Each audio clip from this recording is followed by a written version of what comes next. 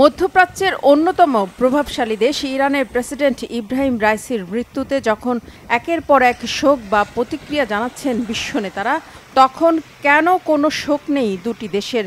কেন ইরানের চরম শত্রু এই দুই দেশের প্রতিক্রিয়া নেই? ইরানের প্রেসিডেন্টের মৃত্যুর কয়েক ঘন্টা পর থেকে উঠতে শুরু করেছে এমন প্রশ্ন। শোক না জানানো এই দুই দেশ যুক্তরাষ্ট্র আর তার ঘনিষ্ঠ মিত্র ইসরায়েল। এমনকি রাইসির হেলিকপ্টার বিধ্বস্তের খবর আসার পর থেকেই দুর্ঘটনার পেছনে চিরশত্রু ইসরায়েলের হাত রয়েছে কিনা তা নিয়ে চলছে নানা জল্পনা কল্পনা। আর এমন পরিস্থিতির মাঝে জড়িত নয় বলে নিজের অবস্থান জানিয়েছে ইসরায়েল। বিশ্লেষকদের ধারণা, পরিস্থিতি নিবিড়ভাবে পর্যবেক্ষণের পর সতর্কতার সাথে প্রতিক্রিয়া জানাতে পারে যুক্তরাষ্ট্র ও ইসরায়েল।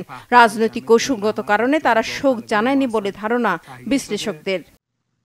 অবশ্য ফিলিস্তিনিদের উপর ইসরায়েলের নৃশংস হত্যাযজ্ঞের প্রতিবাদে সবচেয়ে বেশি সরব থাকা দেশ ইরানের প্রেসিডেন্টের মৃত্যুতে গভীর শোক জানিয়েছে ইরাক, সিরিয়া, মিশর, জর্ডান, সৌদি আরব, সংযুক্ত আরব আমিরাত ও কাতার সহ মধ্যপ্রাচ্যের দেশগুলো।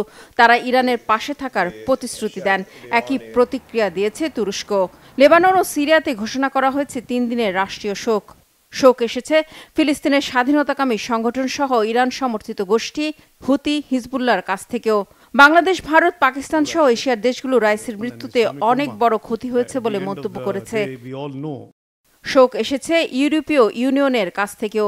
ইরানের প্রেসিডেন্ট ইব্রাহিম রাইসিকে একজন অসাধারণ রাজনীতিবিদ এবং সত্যিকারের বন্ধু হিসেবে উল্লেখ করেছে দেশটির দুই ঘনিষ্ঠ মিত্র রাশিয়া ও চীন।